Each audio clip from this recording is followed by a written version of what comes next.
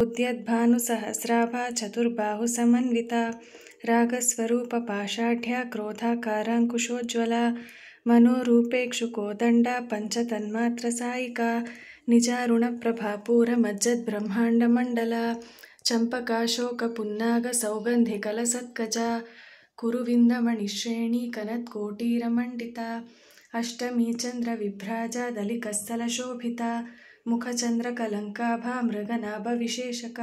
ನಮಸ್ತೆ, ನಮ್ಮ soulful ಜರ್ನಿಯ weekend ವ್ಲಾಗ್ಗೆ ನಿಮಗೆಲ್ರಿಗೂ ಸ್ವಾಗತ. ಶುಕ್ರವಾರ ಲಲಿತಾ ಸಹಸ್ರನಾಮ ಪಾರಾಯಣ ಮಾಡೋದ್ರ ಮೂಲಕ ನಾವು ಪ್ರತಿ ವಾರದ ಶುಕ್ರವಾರವನ್ನು ಪ್ರಾರಂಭ ಮಾಡ್ತೀವಿ.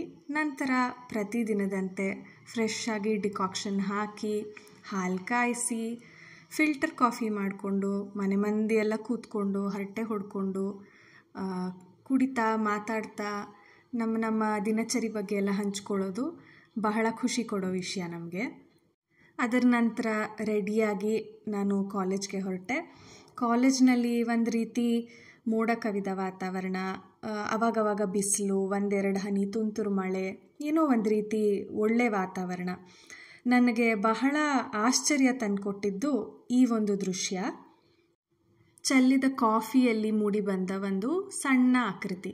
ಇದರ ನಂತರ ಸಾಯಂಕಾಲ ನಮ್ಮ ವೆಡ್ಡಿಂಗ್ ಆ್ಯನಿವರ್ಸರಿ, ಆದ್ದರಿಂದ ಏನಾದರೂ ಸ್ಪೆಷಲ್ಲಾಗಿ ಮಾಡೋಣ ಅಂತ ಅಂದ್ಕೊಂಡು ತರಕಾರಿಗಳನ್ನೆಲ್ಲ ಹೆಚ್ಕೊಂಡು ಸಣ್ಣದಾಗಿ ಒಂದು ಗ್ರೇವಿ ಥರ ಮಾಡೋಣ ಅಂತ ಅಂದ್ಕೊಂಡ್ವಿ. ಇದಕ್ಕೆ ನನ್ನ ಹಸ್ಬೆಂಡ್ ಕೂಡ ನನಗೆ ಹೆಲ್ಪ್ ಮಾಡಿದ್ರು. ಇದ್ರ ಜೊತೆಗೆ ಕ್ಯಾರೆಟ್ ಪಾಯಸನ ಮಾಡೋಣ ಅಂತ ಕೂಡ ಡಿಸೈಡ್ ಮಾಡಿದ್ವಿ. ಸೊ ಅದರ ತಯಾರಿನೂ ನಡೀತಾ ಇತ್ತು. ಜೊತೆಗೆ ಚಪಾತಿ ಹಿಟ್ಟನ್ನು ಕೂಡ ಕಲಿಸ್ಕೊಂಡ್ವಿ. ಬಾದಾಮಿಯನ್ನೆಲ್ಲ ನೆನೆಸಿಟ್ಕೊಂಡು ನಂತರ ಅದನ್ನು ಬೇಯಿಸಿರೋ ಕ್ಯಾರೆಟ್ ಮತ್ತು ಹಾಲಿನ ಜೊತೆ ರುಬ್ಬಿ ಅದಕ್ಕೆ ಸಕ್ಕರೆ, ಇನ್ನೊಂದು ಸ್ವಲ್ಪ ಹಾಲು ಎಲ್ಲ ಸೇರಿಸ್ಕೊಂಡು ಪಾಯಸನ ರೆಡಿ ಮಾಡ್ಕೊಂಡ್ವಿ.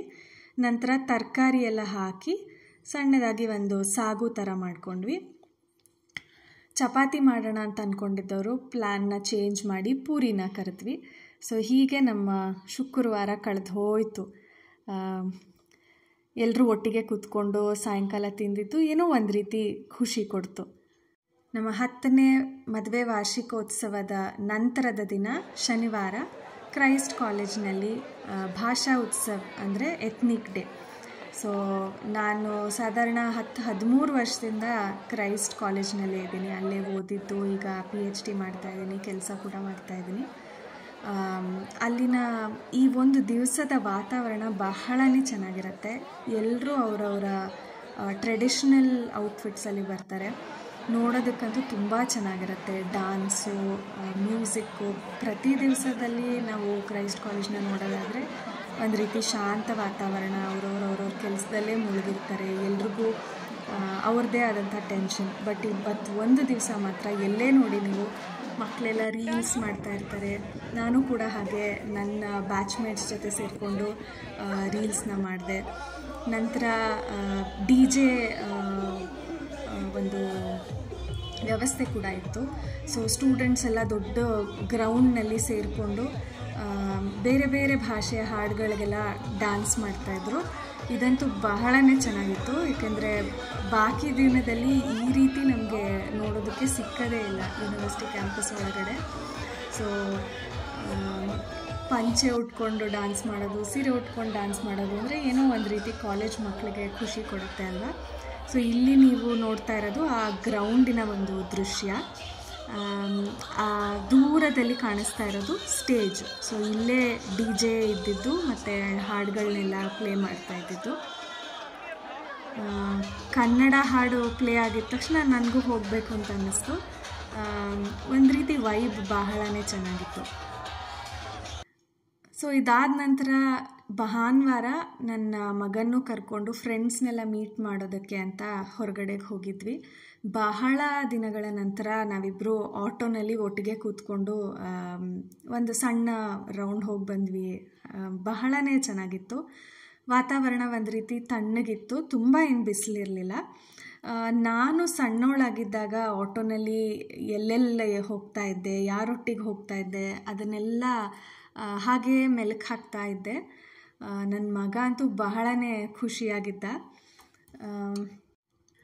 ಈಗ ನಮಗೆ ಸುಮಾರು ಒಂದು 5-6 ವರ್ಷದ ಹಿಂದೆಯಿಂದ ಓಲಾ, ಊಬರ್, ಇತ್ತೀಚೆಗೆ ನಮ್ಮ ಯಾತ್ರಿ ಈ ಆ್ಯಪ್ಗಳೆಲ್ಲ ಬಂದಮೇಲೆ ಆಟೋನ ಬುಕ್ ಮಾಡಿಕೊಂಡು ಎಲ್ಲಿ ಬೇಕೋ ಅಲ್ಲಿ ಹೋಗೋದು ಒಂದು ರೀತಿ ಸುಲಭದ ವಿಷಯ.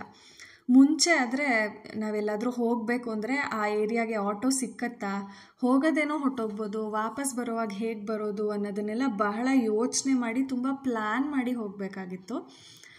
90s ನಲ್ಲಿ ಹುಟ್ಟಿದವ್ರಿಗೆಲ್ಲ ಬಹುಶಃ ಇದರ ಒಂದು ಅನುಭವ ಆಗಿರಬಹುದು ಅಂತ ಅನ್ಕೋತೀನಿ. ನಾನು ಸಾಧಾರಣ ಅಪ್ಪ ಅಮ್ಮನ ಜೊತೆ 2 ವೀಲರ್ನಲ್ಲಿ ಬೈಕ್ನಲ್ಲಿ ಹೋಗ್ತಾ ಇದ್ದಿದ್ದೆ ಜಾಸ್ತಿ. ಆದರೆ ಕಡಲೆಕಾಯಿ ಪರಿಷೆ, ಸುಬ್ರಹ್ಮಣ್ಯಂದು ಬೆಳ್ಳಿ ತೇರು ಅಥವಾ ಕುಮಾರ ಪಾರ್ಕ್ದು ತೇರಿರುತ್ತಲ್ಲ, ಇಲ್ಲಿಗೆಲ್ಲ ಮಾತ್ರ ತಾತನ ಜೊತೆಗೆ ನಾನು ನನ್ನ ತಂಗಿ ಎಲ್ಲ ಆಟೋನಲ್ಲಿ ಹೋಗ್ತಾ ಇದ್ವಿ. ಏನು ಬೇಕೋ ಅದನ್ನ ಕೊಡಿಸ್ಕೊಂಡು ಎಲ್ಲ ಬರ್ತಾಯಿದ್ವಿ. ಏನೋ ಒಂದು ರೀತಿ ತುಂಬ ಖುಷಿ ಇರ್ತಿತ್ತು. ನಾವೇನು ಅದು ಬೇಕು ಇದು ಬೇಕು ಅಂತ ಕೇಳ್ತಾ ಇರಲಿಲ್ಲ, ಬಟ್ ಕಣ್ಣಿಗೆ ಒಂದು ರೀತಿ ಹಬ್ಬ ಅಲ್ವಾ. ಹೀಗೆ ಮೆಲ್ಕ್ ಹಾಕ್ತಾ ನಾವು ಬಂದು ತಲುಪೇ ಬಿಟ್ವಿ. ನಾವು ಹೋಗಿದ್ದ ಜಾಗ ಸ್ನ್ಯಾಕ್ಸ್ ಅಂತ, ಬಸವೇಶ್ವರ ನಗರದ ವಾಟರ್ ಟ್ಯಾಂಕ್ ಹತ್ತಿರ ಇರೋದು, ಮಹಾಲಕ್ಷ್ಮಿ ಸ್ವೀಟ್ಸ್ ಎದುರುಗಡೆ. ಇದು ಹೊಸ ಜಾಗ, ನನ್ನ ಫ್ರೆಂಡ್ ಆ್ಯಕ್ಚುಲಿ ರೆಕಮೆಂಡ್ ಮಾಡಿದ್ದು ಇಲ್ಲಿ ಸಿಗೋಣ ಅಂತ. ನಾವು ಸಾಧಾರಣ ಊಟದ ಟೈಮಿಗೆ ಹೋದ್ವಿ. ಫ್ರೆಂಡ್ಸ್ ಎಲ್ಲ ಸೇರಿಕೊಂಡ್ರೆ ಇಂಥದ್ದೇ ತಿನ್ನಬೇಕು ಅಂತ ಏನೂ ಪ್ಲ್ಯಾನ್ ಮಾಡ್ಕೊಂಡು ಹೋಗಿರಲ್ಲ. ಯಾರಿಗೆ ಏನು ಬೇಕು ಅಂತ ಕೇಳ್ತೀವಿ, ಏನೋ ಒಂದು ಆರ್ಡ್ರ್ ಮಾಡ್ತೀವಿ. ಇದರ ಆ್ಯಂಬಿಯನ್ಸ್ ನನಗೆ ಒಂದು ರೀತಿ ಇಷ್ಟ ಆಯಿತು. ಸಣ್ಣ ಕೆಫೆ ತರಹದಲ್ಲಿದೆ. 1 ವರ್ಷ ಆಗಿದೆ ಅಂತ ಕಾಣುತ್ತೆ ಈ ಒಂದು ರೆಸ್ಟೋರೆಂಟ್ ಓಪನ್ ಆಗಿ. ಫುಡ್ ಆಪ್ಷನ್ಸ್ ಕೂಡ ಚೆನ್ನಾಗಿತ್ತು. ಫ್ರೆಂಡ್ಸ್ ಎಲ್ಲ ಮೀಟ್ ಮಾಡೋದಕ್ಕೆ ಒಂದು ಒಳ್ಳೆ ಸ್ಪಾಟ್ ಇದು. ಸೀಟಿಂಗ್ ಎಲ್ಲನೂ ಅಷ್ಟೇ ತುಂಬಾ ಕ್ಯೂಟ್ ಆಗಿದೆ. ಆ್ಯಂಬಿಯನ್ಸು ಅಷ್ಟೇ ಸಣ್ಣದಾಗಿದೆ ಜಾಗ, ತುಂಬ ಏನು ದೊಡ್ಡದಲ್ಲ. ಸೊ ನೀವೇನಾದರೂ ಜಾಸ್ತಿ ಜನ ಹೋಗಬೇಕು ಅಂತ ಆದರೆ ಸಣ್ಣ ಸಣ್ಣ ಟೇಬಲ್ಗಳನ್ನೆಲ್ಲ ಒಟ್ಟಿಗೆ ಸೇರಿಸ್ಕೊಂಡು ಕೂತ್ಕೊಂಡು ತಿನ್ನೋದಕ್ಕೆಲ್ಲ ತುಂಬ ಚೆನ್ನಾಗಿದೆ. ಫ್ಯಾಮಿಲಿ ಅಂದರೆ ವಯಸ್ಸಾದವರು ಎಲ್ಲರೂ ಕರ್ಕೊಂಡು ಹೋಗೋವಂಥ ಜಾಗ ಅದು ಅಲ್ವೇನೋ ಅಂತ ನಾನು ಅನ್ಕೋತೀನಿ. ಯಾಕಂದರೆ ಸೀಟಿಂಗ್ ಅಷ್ಟು ಕಂಫರ್ಟಬಲ್ ಆಗಿಲ್ಲ. ಸರಿ, ಫ್ರೆಂಡ್ಸ್ ಎಲ್ಲ ಮೀಟ್ ಮಾಡಿ ಊಟ ಮಾಡಿಕೊಂಡು ಒಂದು ಸ್ವಲ್ಪ ಹರಟೆ ಹೊಡ್ಕೊಂಡು ವಾಪಸ್ ಹೊರಟ್ಬಿಟ್ವಿ. ಸುಮಾರು 4 ಗಂಟೆ ಆಗಿತ್ತು ಅಂತ ಅನ್ಕೋತೀನಿ, ಭಾನುವಾರ ಸಾಯಂಕಾಲ. ಮತ್ತು ಆಟೋನಲ್ಲಿ ವಾಪಸ್ ಮನೆ ಕಡೆಗೆ ನಮ್ಮ ಪ್ರಯಾಣ. ಬಹಳನೇ ಚೆನ್ನಾಗಿತ್ತು. ಇವತ್ತಿನ ಸ್ಕೂಲ್ ಅಥವಾ ಕಾಲೇಜ್ ಫ್ರೆಂಡ್ಸ್ನ ಒಂದು 10 ವರ್ಷ ಆದಮೇಲೆ ಮೀಟ್ ಮಾಡೋದು ಎಷ್ಟು ಖುಷಿಯ ವಿಚಾರ ಅನ್ನೋದು ನಮಗೆ ಖಂಡಿತ ಅನುಭವಕ್ಕೆ ಬಂದಿರುತ್ತೆ. ನನಗೂ ಅಷ್ಟೇ, ನಾನು ಮೀಟ್ ಮಾಡಿದ ಫ್ರೆಂಡ್ಸು PUCಯಿಂದ ನನಗೆ ಗೊತ್ತಿರೋರು. ಸೊ ಸುಮಾರು 13-14 ವರ್ಷದ ಫ್ರೆಂಡ್ಶಿಪ್ ನಮ್ಮದು. ಅವತ್ತಿಂದ ಇವತ್ತಿನವರೆಗೂ ನಾವು ಒಂದೇ ರೀತಿಯಲ್ಲಿದ್ದೀವಿ. ಬಹುಶಃ ನಾವು ಅಡಲ್ಟ್ ಲೈಫ್ನಲ್ಲಿ ಫ್ರೆಂಡ್ಶಿಪ್ಪಿಂದ ಜಾಸ್ತಿ ಏನು ಎಕ್ಸ್ಪೆಕ್ಟೇಷನ್ ಇಟ್ಕೊಂಡಿರಲ್ಲ. ಒಂದು ಎಮೋಷ್ನಲ್ ಸಪೋರ್ಟ್ ಅಷ್ಟೇ.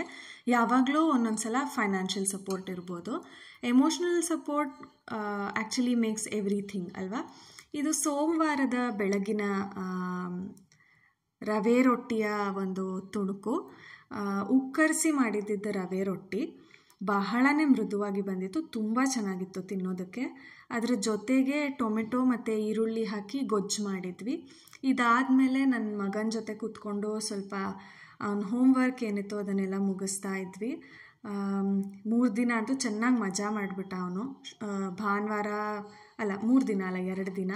ಅದಾದಮೇಲೆ ಪಾಪ ಅವನು ವಾಪಸ್ ಟ್ರ್ಯಾಕಿಗೆ ಬರೋದು ಯಾತಕ್ಕೆ ಕಷ್ಟ ಆಗಬೇಕು ಅನ್ನೋದಕ್ಕೋಸ್ಕರ ಸ್ವಲ್ಪ ಅವನ ಜೊತೆಗೆ ರಿವೈಸ್ ಎಲ್ಲ ಮಾಡೋದಕ್ಕೂ ಹೆಲ್ಪ್ ಮಾಡಿದೆ. ಎಕ್ಸಾಮ್ ಕೂಡ ಹತ್ತಿರ ಬರ್ತಾ ಇರೋದ್ರಿಂದ. ಅದಾದಮೇಲೆ ನಾವಿಬ್ಬರು ಊನೋ ಕಾರ್ಡ್ಸ್ನ ಆಟ ಆಡ್ತಾ ಇದ್ವಿ.